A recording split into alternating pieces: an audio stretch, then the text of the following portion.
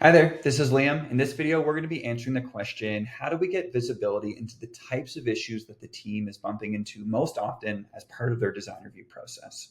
This is particularly important for new product development leaders that want to help set the team up to get things right the first time. Of course, if we're getting designs right the first time, we can eliminate rework cycles, we can eliminate revisions, shorten the overall design review process time, which is of course going to shorten your overall product development cycles, help get products out the door sooner. So with that, let's jump into an example.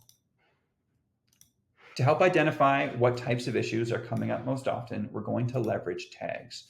So let's take a look at this example here. Pam mentions the draft angle is going to prevent us from manufacturing this. Well, as we open this up and take a look at tags, well, we can see that we've already used tags here to organize this issue in terms of what group is going to be ultimately responsible for addressing this. We have that mechanical tag, but now we're going to leverage tags to take this a step further. Particularly, what type of issue is this? Is this related to us not getting requirements right? Is this related to, the structural integrity of this part? Well, no, in this case, this issue is related to us not being able to manufacture this design in its current form. So it's related to design for manufacturing, design for manufacturability.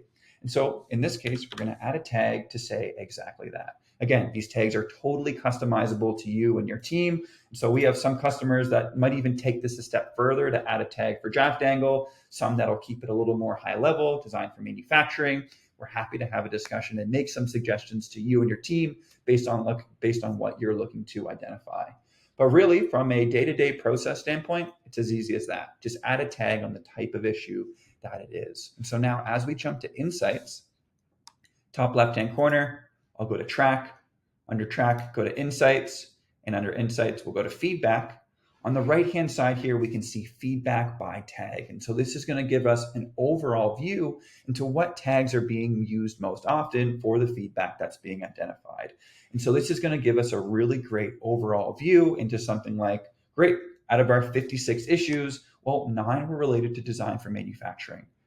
Well, 6 of these are mechanical, 5 of these are related to our assembly process. So great, this is a really useful starting point to know that, well, a lot of the things that are holding up the team that could be leading to new revisions are related to design for manufacturing. And more specifically, we're talking actually about our assembly process. I can now use this as a starting point for jumping over to track, filtering on that tag type, maybe digging into those issues, trying to look for trends, and then using that as a way to help train the team, have a discussion, and ultimately better equip the team for getting these designs right the first time. So this feedback doesn't have to be identified. We don't have to do a revision cycle, and ultimately we can move faster through our design review process.